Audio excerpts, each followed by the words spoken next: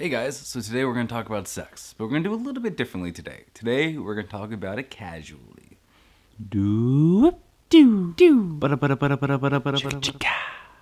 Casual sex is something that's glorified by movies and TV shows, but then persecuted in real life by people. Kind of a double standard going on here, and I think we should talk about it.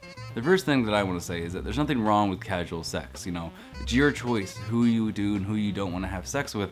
The main important thing with casual sex though is that you're safe. And by safe, I mean use protection and get tested and then talk to your partners. There's a couple different kinds of casual sex, if you will, so we'll go through the list. First type of casual sex is a one-night stand. Typically, alcohol is involved and it's done with a night out, but it doesn't always have to be that way.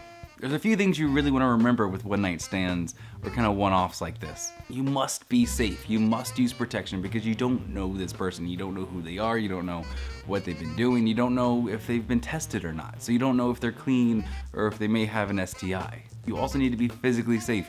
Don't go somewhere that you're uncomfortable with. Don't go with somebody that you're uncomfortable with. And if you have friends around you, make sure that they can kind of judge the situation and say, maybe you should or shouldn't do this. At the end of the day, if you want to go have a one-night stand, if you want to be with somebody once and then be done, that's fine. But just know that you need to be safe doing that. In no way, shape, or form should we be judging or shaming somebody if they do decide to do this, because it's their body, it's their sex life, they're allowed to do what they want. The second kind of casual sex that I want to talk about today is friends with benefits. Everybody knows this, there's even movies named after it.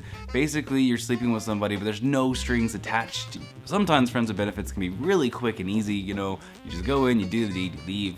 Other times, it can actually be a little bit more involved. Hang out a little bit more, you eat dinner, or you have breakfast the next morning. I guess in that line, sometimes you spend the night, sometimes you don't. Benefits, you need to have communication because you may or may not know the person that you're sleeping with, but you need to be able to communicate with them exactly what it is that you guys are expecting. You need to know and you need to be honest with the person, whether you're sleeping with other people or if it's just that one person, whether you've been tested or not. And you still need to use protection. Protection is key. Communication really is important here. Friends with benefits kind of seems as if it's just whimsical and everything, but you need to have the conversation. You need to talk to the person about what's going on. And you can still keep it whimsical and fun, but you need to know what your situation is. The third type is that non-committed relationship. You know the kind that we're together, we do all the coupley things, we go out on dates, we hang out all the time, we see each other multiple times a week, but we're not in a relationship. No, we're just dating, or we're just sleeping together, but we do everything else that all other couples do. Yeah, that one. It can be a head wreck for sure. And the reason why it's a head wreck is because you're doing all the coupley things, but neither person is willing to say, yes, we're a couple. In these kind of relationships, communication is key. You need to know where the non-committal line really lays. Are you guys together as long as you don't have feelings for each other? What happens if you do develop feelings for each other? You need to have that talk about contraceptives, you need to have the talk about being tested. Since you're not committed, what happens if you meet somebody else that you think you might want to be with more? Might not be a couple, but I promise you they will come up and you still very much need to talk about these things. That way you have a nice base of understanding where everyone stands. Those to me are the biggest kind of casual sex relationships.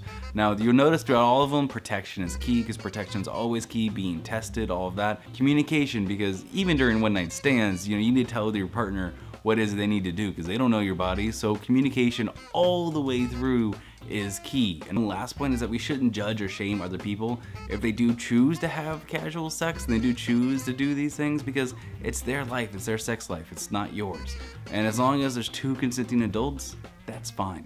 And there you go. So don't forget to like and subscribe and share all that fun stuff. Thank you guys for watching. I really appreciate it. I'm starting to get into Twitter, which is kind of fun, so check out my Twitter, Griner65, and I will see you guys tomorrow. All right? Stay safe. Stay safe. Yeah, we'll go with that. Stay safe. Bye.